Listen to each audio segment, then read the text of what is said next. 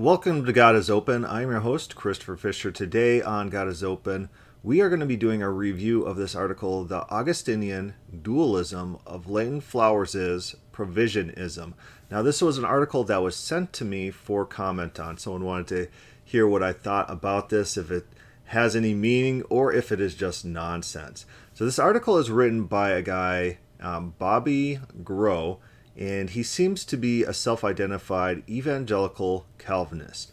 And his premise is that Leighton Flowers and classical Calvinists are both wrong about being Christ-centered, and he has a third option that truly is Christ-centered. But his main criticism is against Leighton Flowers, because Leighton Flowers claims to have a Christ-centered theology.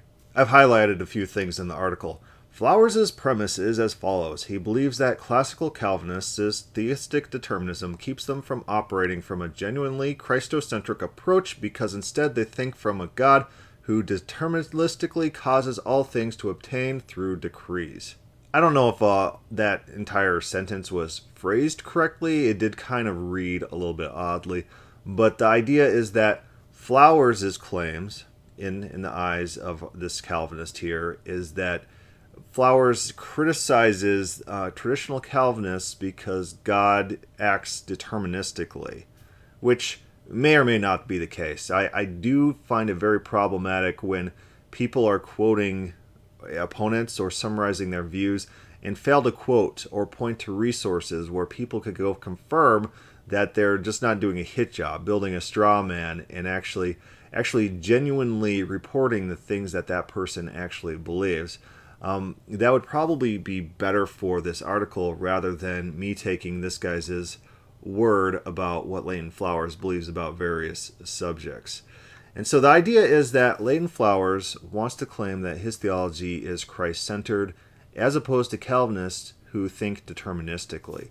And our friend here believes he has the way to reclaim this phrase. He's got the third option.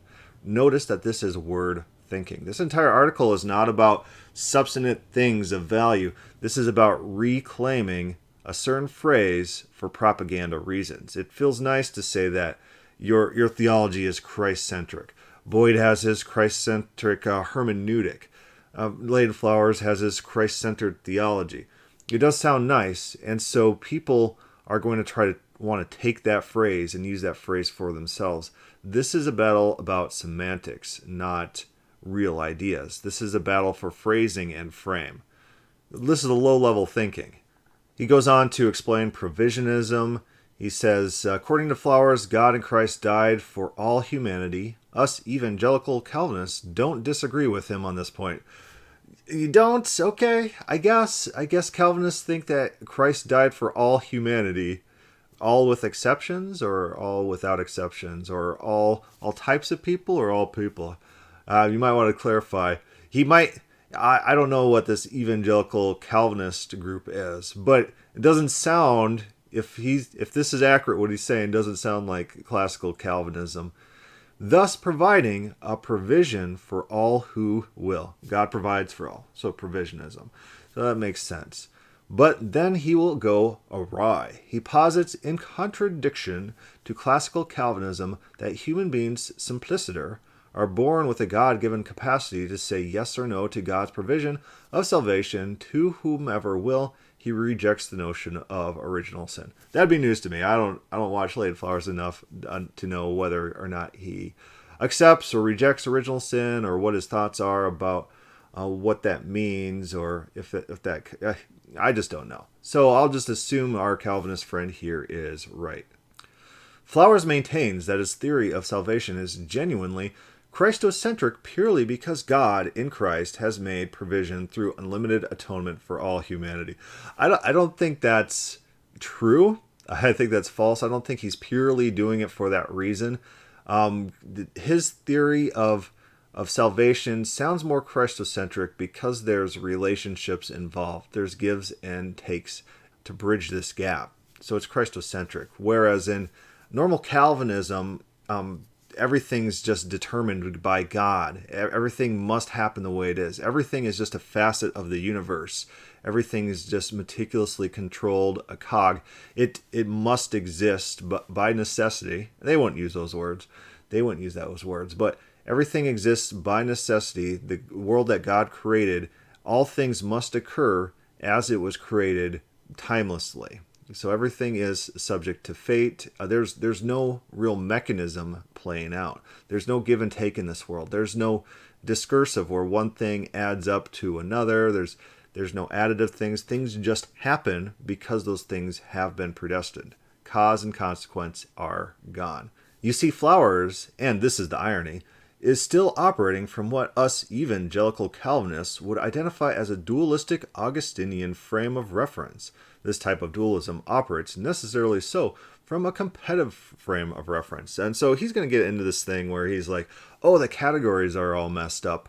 There's no competition between God and man. There's this person who's Jesus, and our theory is Christocentric because Jesus is this God-man that bridges the gaps and collapses these categories. So it's not dualistic anymore, which, he's just using words to try to confuse the issues.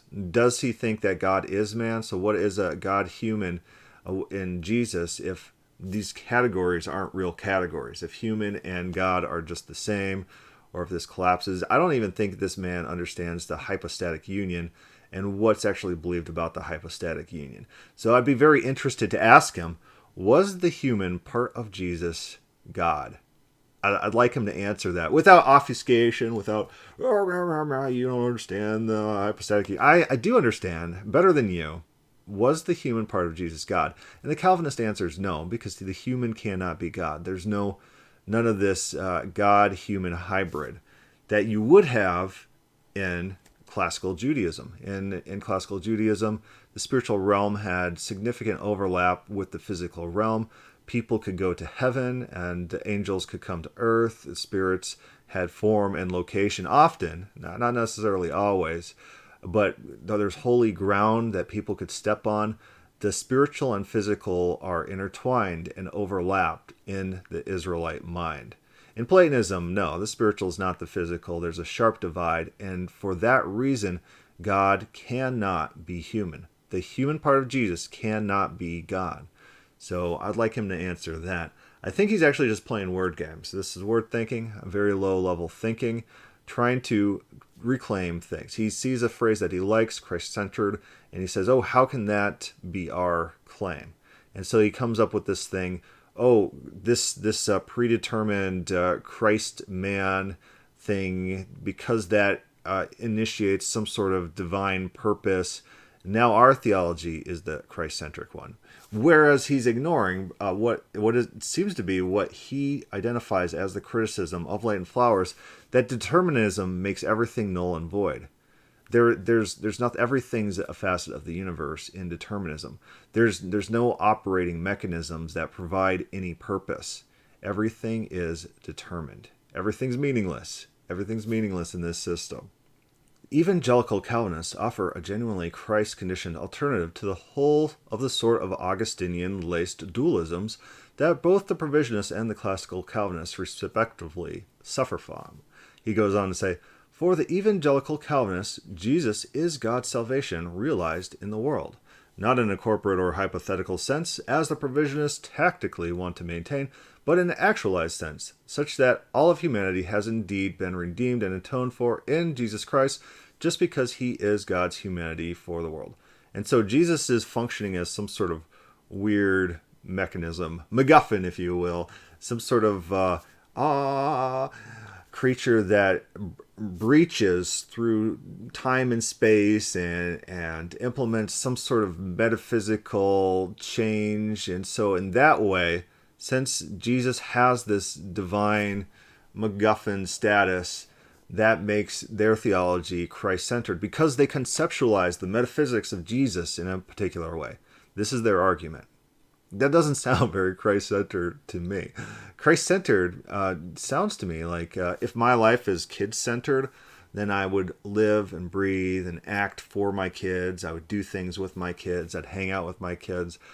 My life being kid-centered would not involve me thinking that they differ in some sort of metaphysical sense from normal kids or something like that. It's just weird. It's just weird. He's just claiming because he has this super metaphysical view of the purpose and function of Christ. Now his theology is Christocentric. So it's words games. He's using word games to try to take a phrase for framing reasons. He wants that frame. But that doesn't sound Christ-centric. Christ-centric is interaction with Jesus. Jesus being of practical value that people can use and interact with and have relationships with. That is what we typically, as human beings, mean by centric. But again, this is all framing. They see a phrase that they want for themselves. They try to take that phrase, and this guy is using metaphysics to try to do that. A bad idea. Word level thinking. He says, I think Flowers has good intentions, but he doesn't have the theological resources to offer a genuinely Christocentric approach towards the theory of salvation. Oh, Leighton Flowers is just so dumb. He's just so dumb that he doesn't have your metaphysics. He doesn't have your categories. He doesn't truly think of the world like you do. Oh, you are so smart. You're so smart. Oh, I wish I was as smart as you.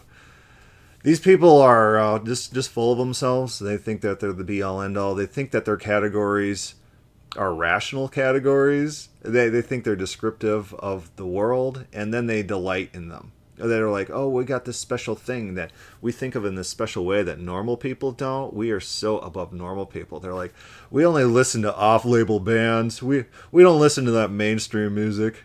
Oh, we're so above them. Yeah, so this article seems to be just huffing and puffing, trying to word think, and trying to this false superiority. I don't know.